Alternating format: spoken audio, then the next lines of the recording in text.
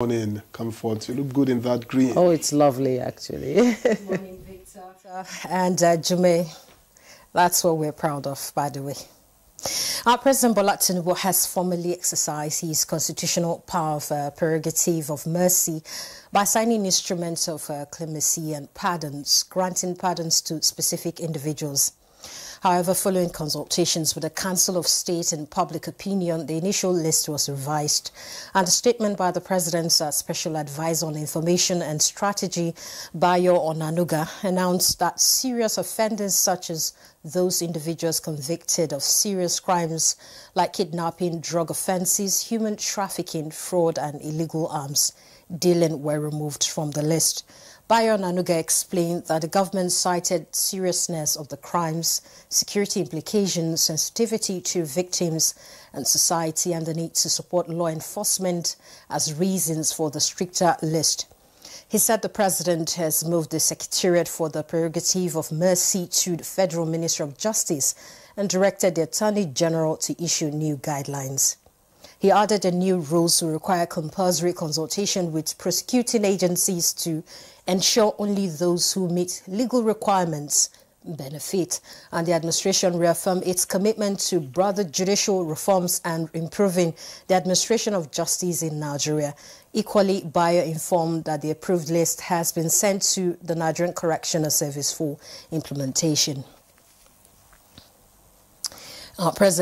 The Vice President, Kashim Shettima, has charged the Arewa Consultative Forum to stand in solidarity with the renewed hope agenda of President Bola Ahmed Tinubu. He made the call during a meeting with officials of the forum led by its chairman of the board trustees, Bashir Dalhatu, at the presidential villa.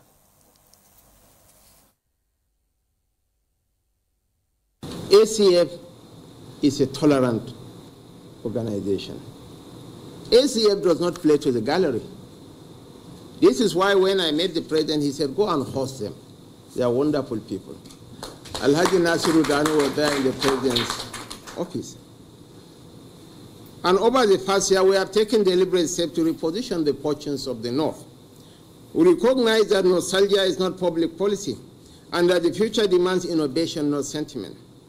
The renewed hope agenda of President Bola Ahmed Tinubu prioritize education, agriculture, industrialization, and security as the pillars of Northern revival. And honestly, I'm very comfortable in my skin. I'm not afraid of tomorrow.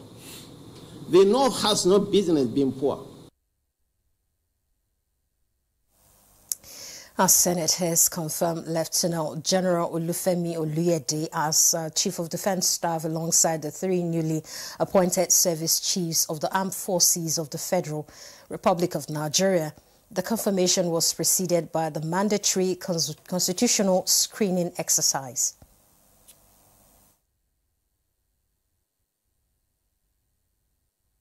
The nomination of Lieutenant General Olufemi Oluyede as Chief of Defense Staff is hereby confirmed for the Armed Forces of the Federal Republic of Nigeria.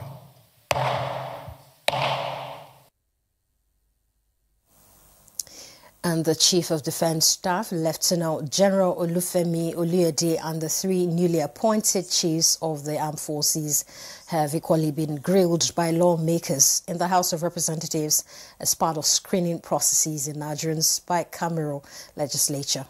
The service chiefs appeared before the Joint House Committee on Defense, Army, Navy and Air Force, assuring lawmakers of their determination to bring impetus into the operations of the armed forces in line with the dictates of the Nigerian Constitution. The administration of His Excellency Bola Ahmed Tinubu is on the right path to providing the enabling security environment for socio-economic activities and endeavors to thrive and restore our dear country to the path of pride and success. I am honored to be considered worthy to play a part in these efforts, and I look forward to contributing my utmost best.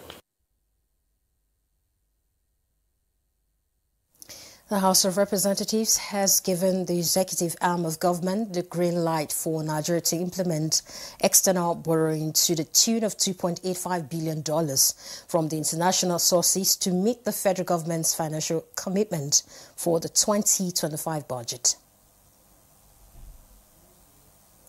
And despite the current funding gaps threatening the fight against tuberculosis, the world cannot afford to slow down in its response. Rather, it must look inward to invest in resilient health system, strengthen political and cross-sector leadership, while working hard to speed up the adoption of innovations towards eradicating the scourge by 2030. And this is the rallying call for Nigerian's First Lady at the opening session of the 39th Stop TB Partnership in Manila, Philippines.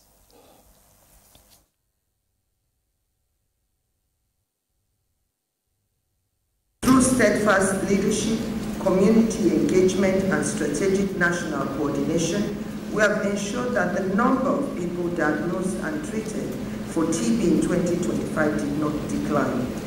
This stands as a testament to the power of country ownership and to the unwavering commitment of Nigerians who continue to drive this response forward. This experience has taught us a vital lesson that the sustainability of our TB response cannot depend solely on external assistance. True progress must be anchored in national investment, domestic resource mobilization, and local accountability. That's the news. Good morning, Nigeria. Today continues with Victor and Jume after the break. And the conversation today is on security.